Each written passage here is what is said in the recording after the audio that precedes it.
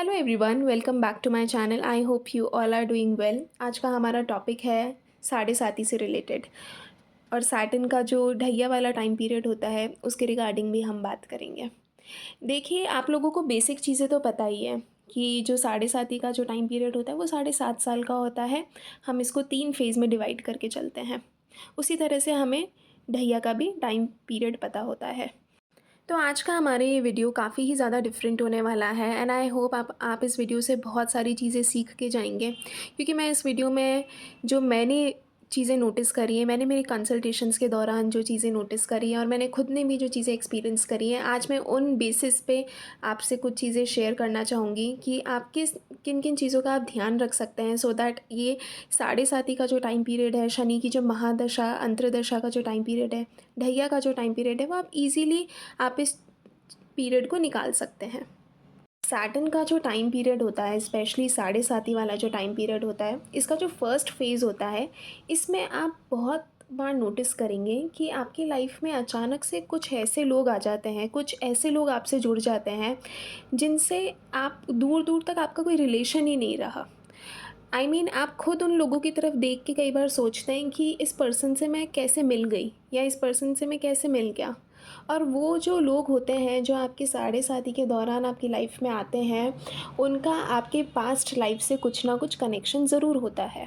कोई पास्ट कार्मिक डेट होता है जिसकी वजह से वो इस टाइम पीरियड में आपसे आके जुड़ते हैं। तो ये चीज़ आप नोटिस करिएगा कि आपकी लाइफ में एक ना एक पर्सन तो ऐसा ज़रूर आएगा या आएगी जिसको लेके आपके माइंड में हमेशा ये थॉट रहेगा कि ये पर्सन अचानक से मेरी लाइफ में एंटर हुआ, और कितनी बहुत मेजर चेंजेस उस पर्सन की वजह से आपकी लाइफ में होंगे। तो ये एक पहली चीज़ है जो आप इस टाइम पीरियड में आप नोटिस करेंगे। सैटर्न के टाइम पीरियड में, स्पेशली ढैया के टाइम पीरियड में या फिर साढ़े साती के टाइम पीरियड में, दूसरी चीज़ जो आपको देखने को मिलेंगी कि आपकी लाइफ में से जो लोग इस टाइम पीरियड में चले जाते हैं, तो उनका कमबैक होना काफ़ी ही ज़्यादा मुश्किल होता है। क्योंकि साढ़े साती के टाइम पीरियड में, फॉर एग्ज़ाम्पल आप समझिए कि आपका कोई रिलेशनशिप था और आपकी साढ़े साती शुरू हुई, एंड बिटवीन सेकेंड फेज़ आपका रिलेशनशिप ब्रेक हो जाता है। तो वो जो पर्सन जो आपकी लाइफ से गया या गई, ठीक है, वो उस पर्सन का कमबैक होना काफ़ी ज़्यादा मुश्किल हो जाता है। क्योंकि इस टाइम पीरियड में जितने भी लोग एज अ फ्रेंड जो आपसे दूर चले जाते हैं, जो आप जिनके साथ आप रिलेशनशिप में होते हैं, वो आपसे दूर चले जाते हैं, आपका ब्रेकअप हो जाता है, आपके आपके फ्रेंड से किसी भी टाइप में आपकी कोई मिसअंडरस्टैंडिंग हो जाती है, लड़ाई हो जाती है, तो इस टाइम पीरियड में जितने भी लोग आपसे दूर हो जाते हैं, इट्स लाइक कि वो परमानेंटली आपकी लाइफ से चले गए हैं। उनका कमबैक होना काफ़ी ही ज़्यादा मुश्किल होता है। तो अगर इस टाइम पीरियड में आपकी लाइफ में से कुछ लोग आपकी लाइफ में से जाते हैं ड्यू टू एनी रीज़न, कि आपका ब्रेकअप हो गया, आपके बीच में मिसअंडरस्टैंडिंग हो गई, आपके फ्रेंड्स ने आपके साथ कुछ गलत कर दिया, तो आप इस चीज़ को एक्सेप्ट करिए। अगर आप इस पीरियड में उस पर्सन से काफ़ी ज़्यादा ऑब्सेस्ड फील करने लग जाएंगे, या फिर अपने मन में ये सोचने लग जाएंगे कि मुझे उस पर्सन के पास वापस जाना है, तो ये फिर आपके लिए बहुत नेगेटिव चीज़ क्रिएट कर सकता है। तो सैटर्न के टाइम पीरियड में, स्पेशली साढ़े साती और ढैया का जो टाइम पीरियड होता है, इस टाइम पे अगर कोई पर्सन आपकी लाइफ से जा रहा है तो प्लीज़ एक्सेप्ट दैट थिंग। उस चीज़ के लिए आप अपनी लाइफ में आप अपने आप में एक एक्सेप्टेंस क्रिएट करिए कि ठीक है, वो पर्सन मेरी लाइफ से गया तो कुछ अच्छे के लिए ही हुआ होगा।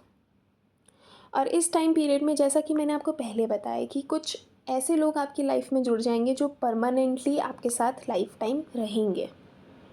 तो इस चीज़ का भी आपको ध्यान रखना है कि अगर इस टाइम पीरियड में आपकी लाइफ में से कोई जा रहा है तो एक्सेप्ट कर लीजिए उस चीज़ को। शुरू में बहुत दिक्कत होगी, लेकिन अगर आप उस पर्सन के लिए आप एक ऑब्सेशन क्रिएट कर लेंगे, तो फिर ये साढ़े साती का टाइम पीरियड आपके लिए बहुत डिफ़िकल्ट हो जाएगा। थर्ड चीज़ जो आप लोग को देखने को मिल सकती है कि साढ़े साती का जो सेकंड फेज़ होता है, उसमें आपकी मदर से रिलेटेड आपकी लाइफ में कुछ ना कुछ बड़ा इवेंट हो सकता है। अब ज़रूरी नहीं है कि ये जो इवेंट है ये नेगेटिव ही हो हो सकता है ये इवेंट पॉजिटिव भी हो। लेकिन जो सेकंड फेज़ जो चलता है साढ़े साती का, उसमें आपके मदर से रिलेटेड आपको कुछ ना कुछ मेजर इवेंट देखने को मिल सकता है। तो इस चीज़ के लिए आपको ऑलरेडी मेंटली प्रिपेयर्ड रहना है और अपनी मदर का बहुत ज़्यादा ध्यान रखना है। मैं ये चीज़ नेगेटिव वे में नहीं बोल रही हूँ, हो सकता है आपकी मदर किसी प्रोफेशन में हो और उनको बहुत अच्छा एक प्रमोशन मिले। हो सकता है आपकी मदर अपनी लाइफ में बहुत कुछ अच्छा अचीव करें, बट आपकी मदर से रिगार्डिंग कुछ ना कुछ इवेंट ज़रूर होगा साढ़े साती के सेकंड फेज़ में। अब वो इवेंट नेगेटिव भी हो सकता है, इवेंट पॉजिटिव भी हो सकता है, बट आपको आपके साढ़े साती के सेकंड फेज़ के दौरान आपको अपनी मदर पे स्पेशल फोकस रखना है। तो ये चीज़ भी आप देखने को मिल सकती है आपको, कि आपको साढ़े साती के सेकंड फेज़ में आपको अपनी मदर से रिलेटेड कुछ मेजर इवेंट देखने को ज़रूर मिलेगा। अब जो नेक्स्ट चीज़ जो मैं बताऊँगी वो एक माइंडसेट वाली चीज़ है, कि जब भी आपको पता चले, अगर आप एस्ट्रोलॉजी से जुड़े हुए हैं तो आपको ऑलरेडी पता होगा कि आपकी साढ़े साती कब स्टार्ट हो रही है और कब ख़त्म हो रही है। तो आप हमेशा एक माइंडसेट लेके चलिए कि साढ़े साती का जो फर्स्ट फेज़ और जो सेकंड फेज़ होता है, ये आपके करियर के लिए काफ़ी ही ज़्यादा डिफ़िकल्ट रह सकता है। आपको इस दौरान अपने करियर में मेजर अप्स एंड डाउन्स देखने को मिलेंगे। हो सकता है कि एक पल में आपको ऐसा लगे कि मेरा करियर बहुत अच्छा चल रहा है, बट दूसरे ही दिन आपके करियर से रिलेटेड कुछ ऐसा हो कि आप खुद को हैंडल ही नहीं कर पाए कि ये चीज़ मेरे साथ कैसे हो गई। तो साढ़े साती का जो फर्स्ट फेज़ और जो सेकंड फेज़ होता है, ये आपके करियर के लिए काफ़ी ही ज़्यादा चैलेंजिंग होगा। तो अगर आप पहले से ही इस माइंडसेट से आप इस चीज़ में एंटर करेंगे साढ़े साती में, कि अब ये जो फर्स्ट फेज़ और जो सेकंड फेज़ जो चलेगा इसमें करियर में चैलेंजेस आएंगे, तो आप उन चीज़ों को डील करने के लिए ऑलरेडी रेडी रहेंगे। तो इसीलिए अगर आपकी साढ़े साती अब स्टार्ट होने वाली है या फिर आपकी साढ़े साती चल रही है, और अगर आप साढ़े साती के फर्स्ट फेज़ या सेकंड फेज़ में हैं, तो मेक श्योर कि आप अपने माइंड में ये चीज़ सेटल डाउन कर लें कि ये एक स्ट्रगलिंग फ़ेज़ है। इसमें मेरे करियर्स में मेरे को ऊपर भी देखने को मिलेगा कि मैं ऊपर वाली साइड भी जा रहा हूँ, ग्राफ ऊपर की तरफ भी जाएगा और मेरे करियर का ग्राफ नीचे भी जा सकता है। ये चीज़ मैं आपको इसलिए बोल रही हूँ क्योंकि बहुत बार क्या होता है कि जो लोग एस्ट्रोलॉजी से जुड़े हुए नहीं रहते हैं और उनका जब साढ़े साती का टाइम पीरियड चल रहा होता है और उनको नहीं पता होता है, तो अचानक से उनकी करियर में आपको हाइक देखने को मिलेगा और फिर एक दो दिन बाद ही उनको अपने करियर में मेजर लॉसेस देखने को मिलेंगे।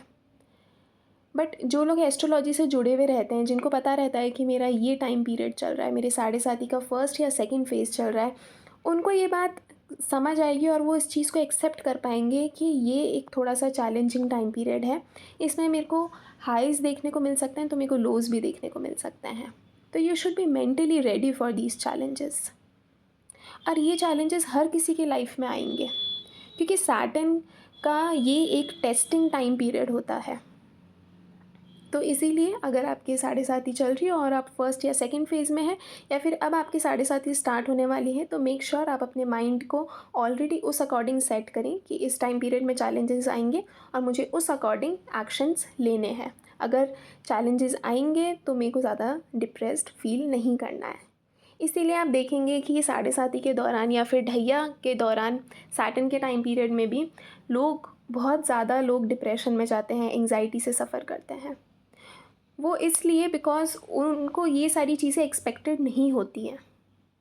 एंड आज भी बहुत सारे लोग ऐसे हैं जो एस्ट्रोलॉजी से जुड़े हुए नहीं हैं या जो एस्ट्रोलॉजी में बिलीव ही नहीं रखते। लेकिन अगर आप एस्ट्रोलॉजी से जुड़े हुए हैं और आप आज अगर ये वीडियो देख रहे हैं, तो आप खुद ही एक तरह से एक इनिशिएटिव लीजिए कि अभी मेरा चैलेंजिंग टाइम पीरियड चलेगा। इस टाइम पीरियड में मेरे करियर में जो भी चैलेंजेस आएंगे उसको मुझे गो थ्रू करना ही है। इंस्टेड कि आप उस चीज़ की वजह से डिप्रेशन में जाएँ या आपको एंग्जाइटी फ़ील हो। आप ऑलरेडी ऐसा माइंडसेट रखेंगे तो आप चैलेंजेस आएंगे भी तो आप उस चीज़ को गो थ्रू कर जाएंगे। And always remember, Saturn is all about hard work and challenges. जो लास्ट चीज़ है जो मेरे को आप लोगों के साथ शेयर करनी है, कि जब भी सैटर्न का एंडिंग टाइम पीरियड चल रहा होता है, चाहे वो साढ़े साती हो, चाहे वो महादशा अंतर्दशा का टाइम पीरियड हो, या फिर चाहे वो ढैया का टाइम पीरियड हो, अगर आपने पहले के जो साल हैं, मतलब जैसे साढ़े साती के जो फर्स्ट फेज़ सेकंड फेज़ होता है, ढैया का भी जो शुरू का एक साल होता है, और सैटर्न की जब महादशा अंतर्दशा चल रही होती है, जब वो वाला टाइम पीरियड होता है स्टार्टिंग का, इसमें अगर आपने बहुत शिद्दत से आपने हार्ड वर्क करा है, लोगों का भला करा है, भले ही आपको चैलेंजेस फेस करने पड़े हों, लेकिन आपने लोगों का भला करा है और आपने बहुत शिद्दत से अगर आपने हार्ड वर्क करा है, तो ये जो थर्ड फेज़ जब 7.5 उतर रही होती है या फिर आपका शनि का टाइम पीरियड ख़त्म हो रहा होता है, तो सैटर्न आपकी लाइफ में कुछ ना कुछ ऐसी पॉजिटिव चीज़ आपको ज़रूर देकर जाता है एंड आप ये चीज़ नोटिस भी करेंगे। बट इसमें कंडीशन यही है कि आपके जो लास्ट जो साल आपने निकाले हैं, जब ये सैटर्न का टाइम पीरियड चल रहा था, उसमें आपको हार्ड वर्क करना बहुत इम्पॉर्टेंट है। इसीलिए मैंने आपको मेरे प्रीवियस वाले जो पॉइंट था उसमें मैंने आपको ये बताया कि आपके जो स्टार्टिंग के फर्स्ट और सेकंड फेज़ होगा वो काफ़ी स्ट्रगलिंग फेज़ होगा। तो उसमें अगर आपने बहुत अच्छी तरह से उस फेज़ को निकाल लिया, किसी भी तरह से, चाहे से आपने मेडिटेशन करा हो, आप थोड़े से स्पिरिचुअल हो गए हो, आपने अपना हार्ड वर्क इंक्रीज़ कर दिया हो, तो उसके रिज़ल्ट्स आपको डेफ़िनेटली थर्ड फेज़ में देखने को मिलेंगे जब सैटर्न का एंडिंग टाइम पीरियड होगा। इस वीडियो को रिकॉर्ड करने का मेरा मेन मोटिव ये था कि अगर आप इस टाइम पीरियड से गो थ्रू कर रहे हैं तो आप प्लीज़ डीमोटिवेट फ़ील ना होइए, क्योंकि ये टाइम पीरियड आई नो काफ़ी ज़्यादा टफ़ होता है, लेकिन जब ये टाइम पीरियड का जो एंडिंग फ़ेज़ होता है, ट्रस्ट मी, सैटर्न आपको बहुत सारी चीज़ें आपको देकर जाएगा। तो ये टाइम पीरियड एक चैलेंजिंग टाइम पीरियड है और आपको इसको गो थ्रू करना है विद अ पॉजिटिव माइंडसेट और चीज़ों को एक्सेप्ट करने की कोशिश करिए, जो है एज़ इट इज़ एक्सेप्ट कर लीजिए और आगे बढ़ और हमेशा मूव ऑन करने का ट्राई करिए चीज़ों से, क्योंकि जब ये टाइम पीरियड एंड होगा तो आप खुद बहुत ज़्यादा लाइट फील करेंगे कि पास्ट में मेरे साथ जो भी हुआ वो बहुत अच्छा था और बहुत अच्छे के लिए हुआ। भले ही आज आपको ये टाइम पीरियड काफ़ी ज़्यादा टफ़ लग रहा हो, लेकिन जब ये फ़ेज़ ख़त्म होगा, जब आपके सैटर्न का टाइम पीरियड एकदम एंडिंग पे होगा, तब आपको चीज़ें रियलाइज़ होंगी कि पास्ट में मेरे साथ जो भी चीज़ें हुई वो बहुत अच्छे के लिए हुई और उस टाइम आप बहुत ज़्यादा ग्रेटफुल महसूस करेंगे, बहुत ज़्यादा थैंकफुल फ़ील करेंगे। तो आई होप आपको ये वीडियो अच्छा लगा होगा। काफ़ी ही ज़्यादा डिफरेंट वीडियो है, बट मेरे अकॉर्डिंग बहुत इंपॉर्टेंट चीज़ें थी जो मेरे को डिस्कस करनी थी आप लोगों के साथ। अगर आपको ये वीडियो अच्छा लगा हो then don't forget to like, comment, share and subscribe this channel. और आई वांट कि आप अपने साढ़े साथी का एक्सपीरियंस कमेंट सेक्शन में ज़रूर शेयर करिए and I will see you in the next one. Take care.